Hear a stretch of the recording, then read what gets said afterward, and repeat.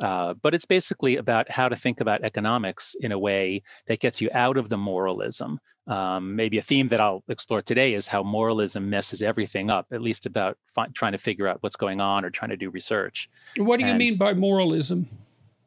Moralism is if you look at things in a framework not of true versus false, but of right versus wrong, bad versus good.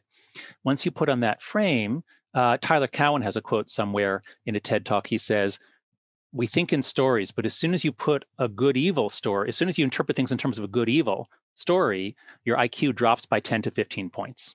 And I think that's right. It seems like kind of like a case of overgeneralization in some sense, right? You want to discuss a narrow issue, assuming consensus on everything you're not talking about.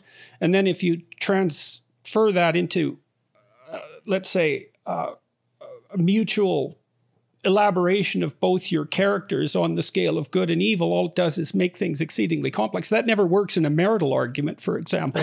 For example, that's right. Right. We had a rule in our relationship, my wife and I, that we would try to argue about the narrowest possible thing in the given argument, right? To stop it from expanding ever outward and potentially turning into a characterological attack. Yeah, that's a good way. Sounds like a good rule, because at a certain point, arguments become all-out war, where the goal is not you lose all touch with truth, and your goal is to win. And strangely, you win in ways that alienate the very person you're trying to persuade, because so much of our argumentative ability is actually intended for an audience. We're really, really good at making our case, even though it often doesn't persuade the other person, but because we evolved for moral grandstanding in very intense social groups. And that's a little foreshadowing of how I hope we'll talk about social media. So you see that as... Go ahead, Dr. Pinker. Well, I'm going to add something to John's point. Having looked at data on violence on historic scales in my previous book, Better Angels of Our Nature, I have a somewhat cheeky paragraph that says the world has far too much morality, by which I meant far too much moralization, alluding to the fact that history's greatest bloodbaths were not caused by greedy dictators feathering their own nest, accumulating palaces and harems.